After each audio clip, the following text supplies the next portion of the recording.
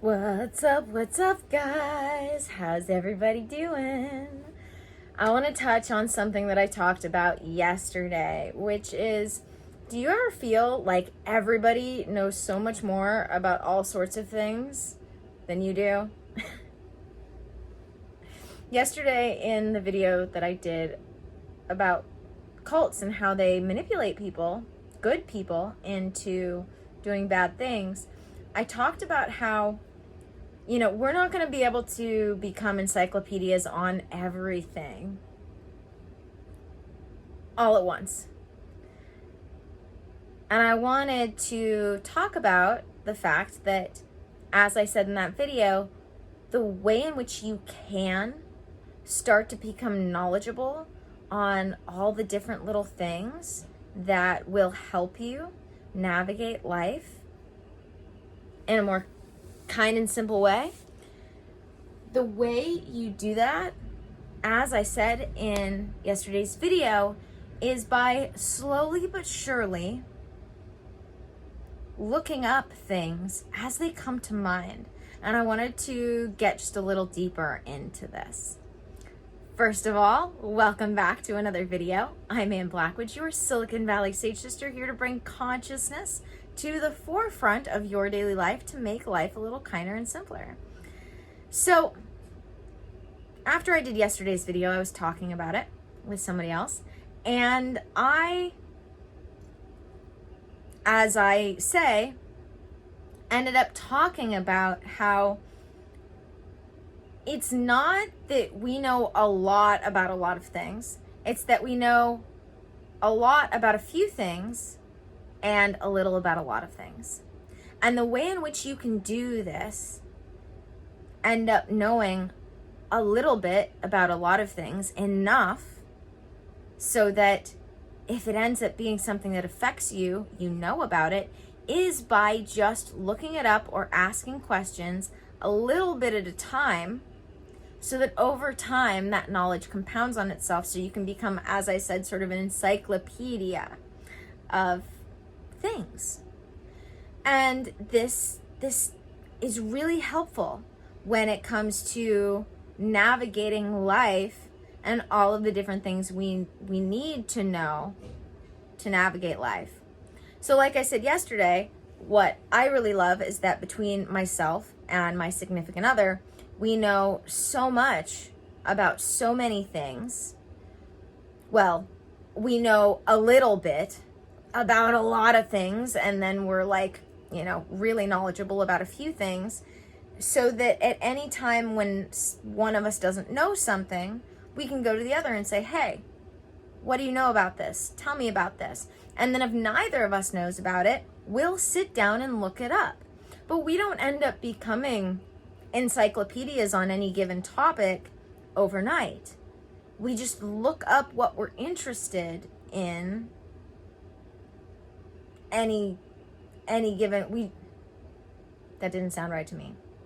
We just end up looking up the bits that we're interested in about any given topic. And then if there's some sort of prerequisite, if we need to know a little bit of information to understand what we're trying to look up, then we'll look that up. But it's not as hard as people think. If you just take the time, be mindful in that sense, to take the time to, at any given moment, just whip out your phone, look it up. You will, over time, become more and more knowledgeable about more and more things, because you just, rather than letting it go, decided to take a moment of your time to investigate. And this is the difference between people who end up having really great intentions but end up abusing the systems themselves because they don't know how it works, versus the people who actually succeed in using the systems to their advantage. Because we can be very good-hearted, well-intentioned people who end up using the system to bad ends, who end up using the systems badly because they don't actually know how they work. And this can be very dangerous. This is kind of why we're in the situation we all are right now. I had a friend just the other day on Facebook who was talking about how, you know, an open heart could solve so much of the world's problems.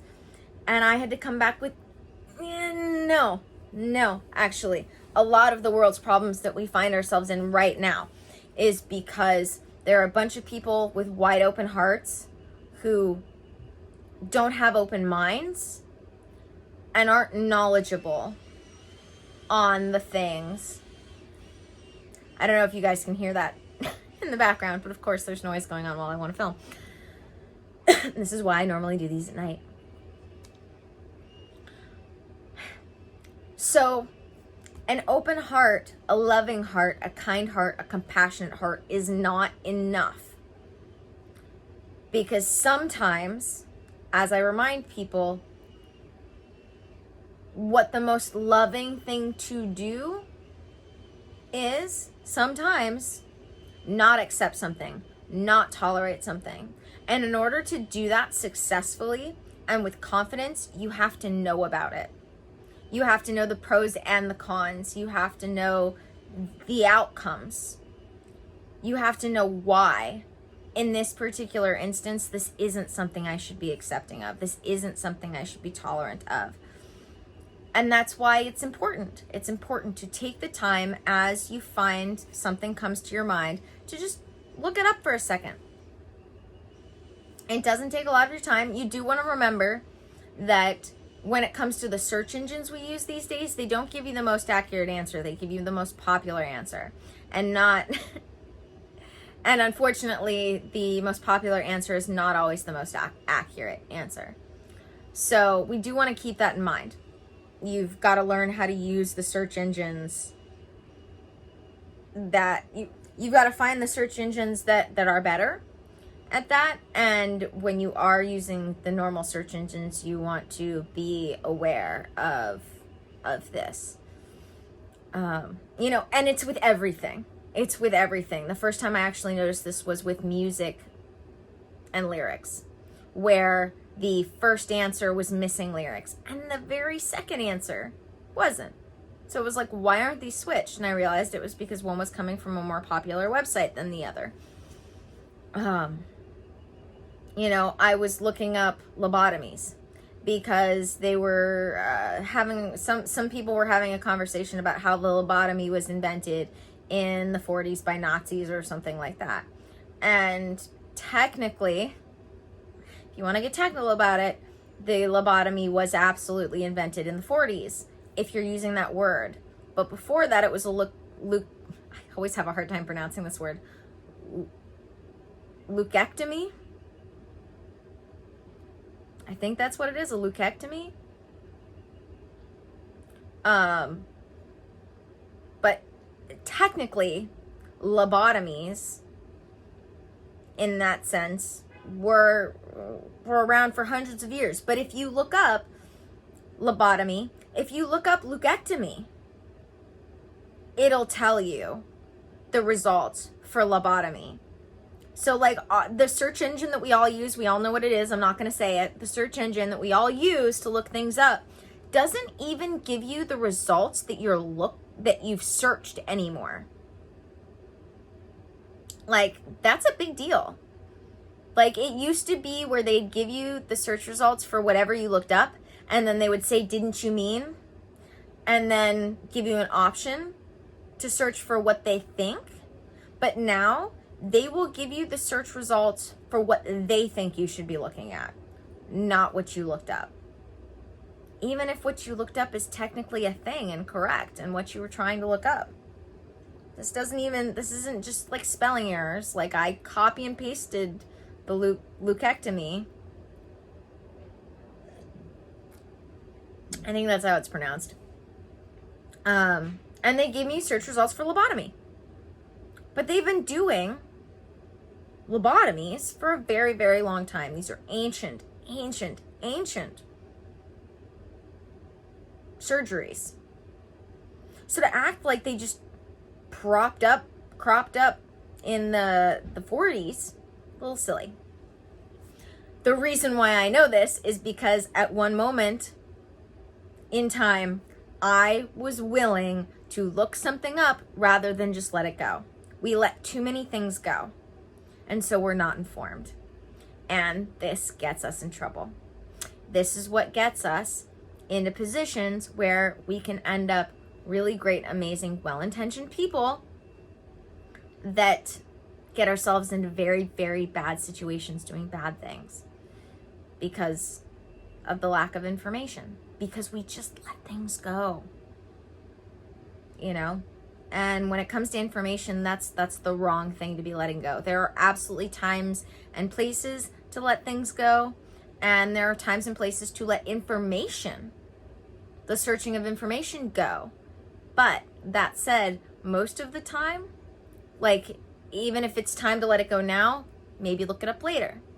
We all have time in our day. None of us are too busy to take the time to just, this crossed my path. I don't know about it, or I don't know this thing about it, or I could know more about it, and just look it up. We all have the time. I personally don't watch a whole lot of entertainment stuff anymore. Most of the time I spend is spent watching or listening to something educational. I'm not saying that you have to give up your entertainment entirely, but if you think about all of the time you spend listening to or watching things for entertainment purposes, you will then understand how much time you do actually have to be educating yourself on things. And you can find things like podcasts, YouTube videos that are both entertaining and educational. That's something that I love to do. There are several YouTube channels that I watch on a regular basis for entertainment purposes, but also educational purposes. So, and that's not to say that I've given up, watching things for entertainment. Like I just started watching a television show that I haven't watched in a while, the new season of it, a couple nights ago.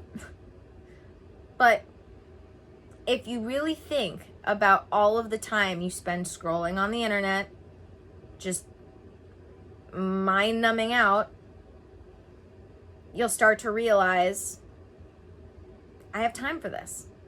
If you start to think about all the time you spend in front of the TV, just vegging out, you'll start to realize you do actually have more time than you realize to get informed, so that you don't fall prey to all of the nonsense. There are a lot of amazing, really good-hearted people in the world right now getting taken advantage of simply because they're not informed at all on what they're actually talking about or believing in. So yeah, that's my story. And I'm sticking to it. You don't have to know a lot about a lot of things. You just have to know a little bit about a lot of things. And then, you can end up knowing a lot about a few things, as I say. And that will keep you safe, happy, healthy, make life just a little easier. Because you took the time. You took the time to actually educate yourself rather than just let it go. Right now, we have too many people just letting it go.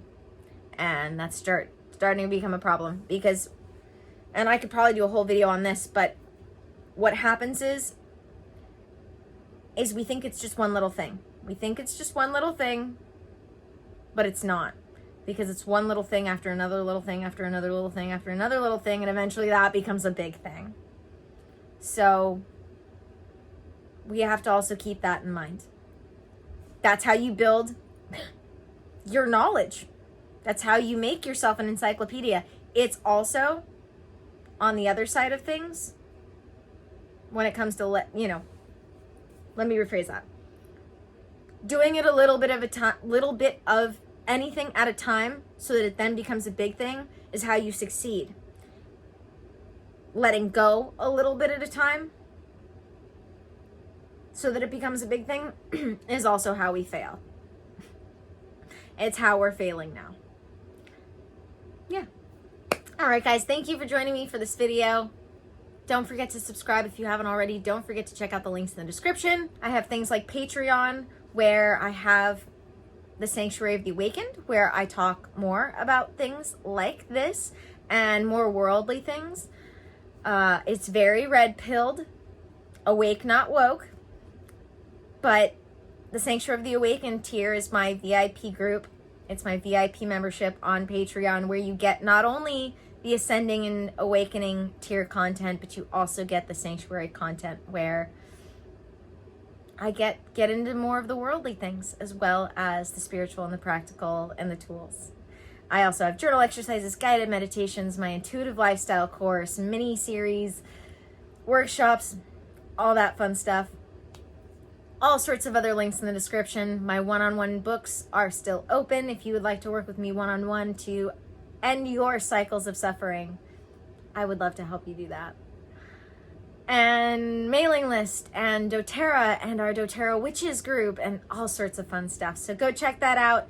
And as always, may the energies you serve you well. And let's keep making our way through.